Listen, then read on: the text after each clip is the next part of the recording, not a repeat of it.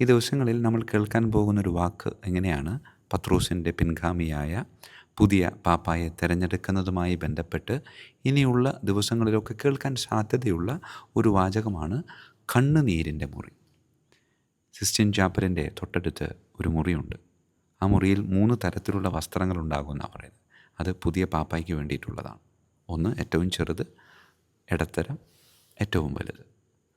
ആരാണ് കർദിനാളായി വരാൻ പോകുന്നതെന്ന് ഒരു പിടിയില്ല.